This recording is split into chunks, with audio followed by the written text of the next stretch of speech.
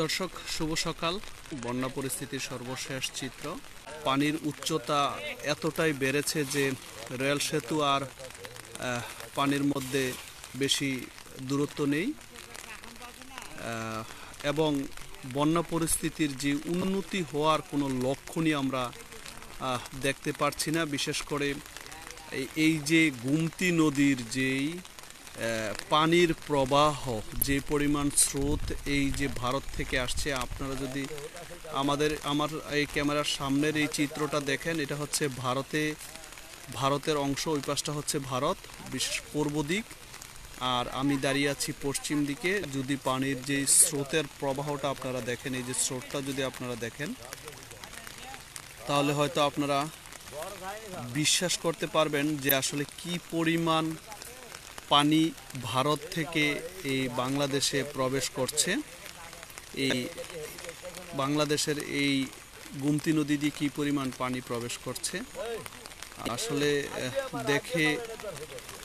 না দেখে বোঝানোর মতো না যে আসলে পানির যে স্রোত খুবই ভয়াবহ আকার ধারণ করেছে। আমরা গতকালকেও এই স্থানটিতে এসেছিলাম। পানি এখানে ঠিক অনেক কম ছিল। এখানে কিছু বেষ্টনী ছিল, বাঁধ বেড়া দেয়া ছিল, এগুলি কিন্তু পানির উপরে ছিল।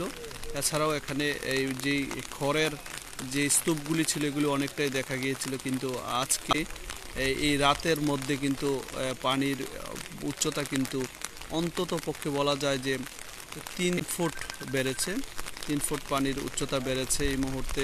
এই যে গোমতী নদীর আমরা আছি কুমিল্লা পালপাড়া এবং বানাসুয়া যে রেল সেতু আছে, ঠিক রেল সেতুটির পাশেই। রেল সেতুটি হয়তো আপনারা দেখছেন যে রেল সেতু থেকে এই পানির দূরত্ব কতটা কমে এসেছে এবং সেতু লাগোয়া হয়ে যাচ্ছে। এই যদি আর 1 থেকে 1.5 ফুট পানি বাড়ে, তাহলে কিন্তু সেতুর যে মূল পিলারগুলি, যে মূল যে ভেইসগুলি, এগুলি কিন্তু পানি নিচে তলিয়ে যাবে এবং রেল চলাচলে অনেকটাই বিঘ্ন ঘটতে পারে বলা যায়। আর পানির যে স্রোত দেখা যাচ্ছে যে আসলে পানি কমার মতো, যে গতকালকে থেকে এখন পর্যন্ত কিন্তু পানি বেড়েই চলছে। যে কমবে এরকম কোনো লক্ষণ কিন্তু এখানে দেখা যাচ্ছে না, কারণ পানির যে স্রোত, পানির যেই প্রবাহটা আসলে এটা কিন্তু বেড়েই যাচ্ছে। পাশাপাশি বৃষ্টির কথা যদি আমরা বলি, রাত থেকে কিন্তু বৃষ্টি চলছে, এক নাগাদ কিন্তু বৃষ্টি চলছে। মাঝরাতে কিন্তু অনেক বেশি বৃষ্টি হয়েছিল, এখন হয়তো কিছুটা গুঁড়ি গুঁড়ি বৃষ্টি পড়ছে। মাঝরাতে কিন্তু প্রচুর পরিমাণে বৃষ্টি হয়েছে, যার কারণে কিন্তু পানি আরও বাড়ছে। পাশাপাশি ভারতের যেই ত্রিপুরা রাজ্যের আগরতলায় কিন্তু আমরা যতটুকু জানি, যে শুনেছি এবং বিভিন্ন মিডিয়াতে দেখেছি, ভয়াবহ বন্যা পরিস্থিতি। এই ভারতের এই পাহাড় থেকে কিন্তু এবং এই ত্রিপুরা রাজ্যের এই পানিটাই কিন্তু গোমতী নদী হয়ে আমাদের এই কুমিল্লার অংশে প্রবেশ করছে। আমরা ইতিমধ্যে খবর নিয়েছি যে কুমিল্লা অংশের যে বিশেষ করে কুমিল্লার যে বিভিন্ন উপজেলাগুলি, আসলে এই উপজেলাগুলির বন্যা পরিস্থিতি অনেকটাই ভয়াবহ অবস্থা। বিশেষ করে 14 গ্রাম উপজেলা, বলা যায় যে 14 গ্রাম উপজেলার গতকালকে আমরা প্রশাসনের কাছ থেকে জানতে পেরেছিলাম যে প্রায় 75% পানির নিচে তলিয়ে গেছে। রাতের মধ্যে হয়তো এই পরিমাণটা 80 অথবা 85-তে গিয়ে পড়েছে, যার কারণে কিন্তু 14 গ্রামের বিভিন্ন সড়ক, বিশেষ করে ঢাকা চট্টগ্রাম মহাসড়ক, যেই মহাসড়কটি কিন্তু তলিয়ে গেছে 14 গ্রামের অংশে দিয়ে। আমরা খবর পেয়েছি যে এই মহাসড়কটি দিয়ে যান চলাচল আসলে এখন বন্ধ রয়েছে ঢাকা চট্টগ্রাম মহাসড়ক দিয়ে। এছাড়াও রেলপথ ঢাকা চট্টগ্রাম রেলপথটাও কিন্তু হুমকির মুখে আছে। সব মিলিয়ে বলা যায় যে কুমিল্লার এই বন্যা পরিস্থিতি আসলে অনেকটাই ভয়াবহ। এছাড়াও আমরা যে রাতভর যেই খবর এসেছে, বারবার যে খবরগুলি এসেছে, যে গোমতী নদীর যে প্রতিরক্ষা বাঁধ, যে এই বেড়িবাঁধ, এই বাঁধ কিন্তু হুমকির মুখে ছিল। বেশ কয়েক জায়গায় বাঁধে ফাটল ধরেছে।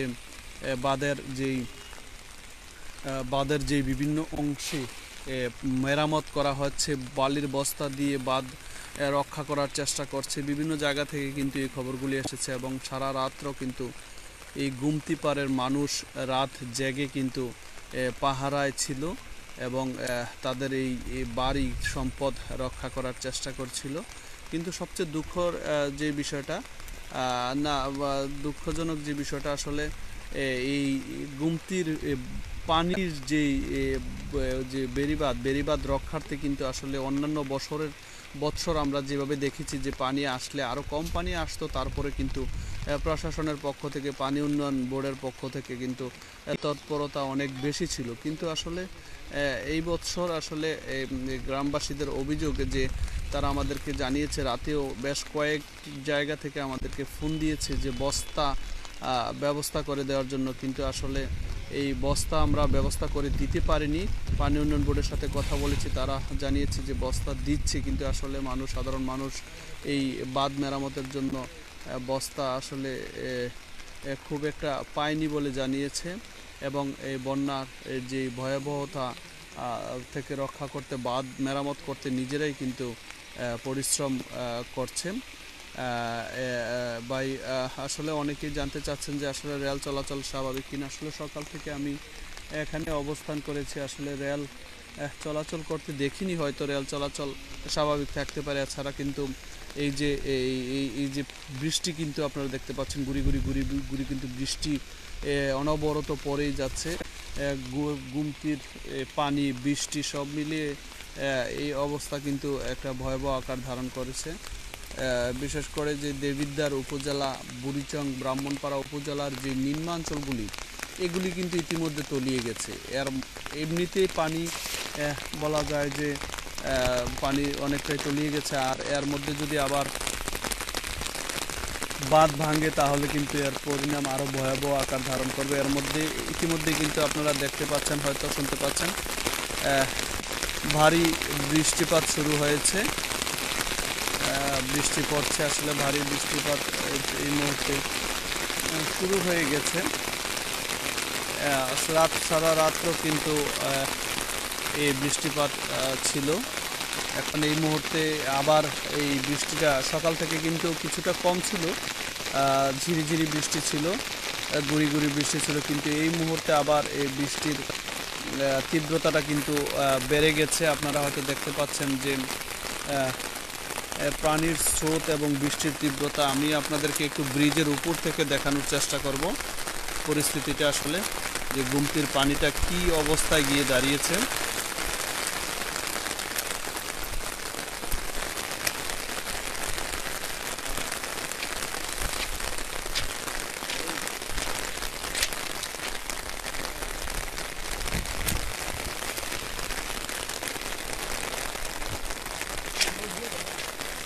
আপনাদেরকে যদি এই ব্রিজের উপর থেকে আমরা দেখাই তাহলে হয়তো আপনারা দেখতে পারবেন যে আসলে পানির যেই স্রোত, তীব্রতা সব মিলিয়ে কিন্তু একটি ভয়াবহ অবস্থা।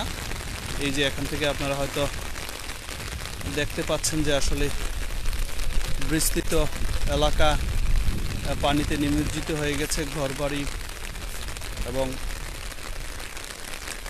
ফসলি জমিগুলিও কিন্তু একেবারে পানির নিচে তলিয়ে গেছে। এবং কোনো প্রকার পানি যে কমবে বা পানি যে কমার কোনো লক্ষণ কিন্তু দেখা যাচ্ছে না। আমরা এই মুহূর্তে আছি কুমিল্লা পালপাড়া এবং বানাসুয়া যেই গুমতি রেল সেতু, এই সেতুর পাশে আমরা আছি। এখান থেকে কিন্তু আপনাদেরকে দেখানোর চেষ্টা করছি।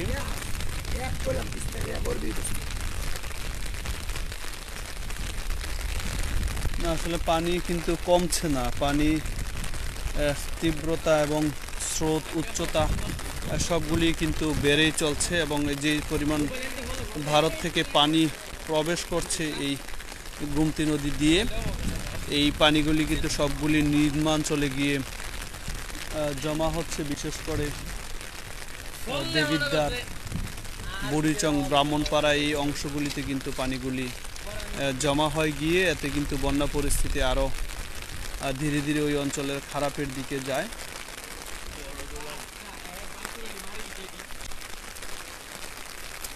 আপনারা হয়তো এই স্রোতের তীব্রতাটা আপনারা দেখতে পাচ্ছেন যে স্রোতের যে তীব্রতা, আসলে যে পরিমাণ পানি আসছে, যে এই গোমতী নদী হয়ে ভারত থেকে, আসলে এটা কিন্তু একটি খুবই ভয়াবহতা বলা যায়। এবং পানির উচ্চতা এতটাই বেড়েছে এবং স্রোত যদি আপনারা একটু লক্ষ্য করেন যে আসলে স্রোতের পরিমাণ কিন্তু এত বেশি, নিচ থেকে কিন্তু পানির ঢেউয়ের সাথে আওয়াজ হচ্ছে এবং বিভিন্ন পাচ্ছেন আপনারা ময়লা, এবং পাহাড় থেকে, পাহাড়ি নদী তো, পাহাড় থেকে কিন্তু এই বিভিন্ন গাছের ঢাল পালা এগুলি কিন্তু সব ভেঙে চুরে এই নদী বয়ে নিয়ে আসছে এবং পলিমাটিযুক্ত এই পানি নিয়ে আসছে। আপনারা দেখছেন এটা হচ্ছে মূল নদীটা। এই মূল নদীর স্রোতের অবস্থা যদি আপনারা দেখেন, এতে বুঝতে পারবেন যে আসলে কতটা ভয়াবহ অবস্থা, এবং পানির যেই স্রোত এবং তীব্রতা আপনারা দেখছেন, এটা আসলে অনেকটাই ভয়ের কারণ হয়ে দাঁড়িয়েছে।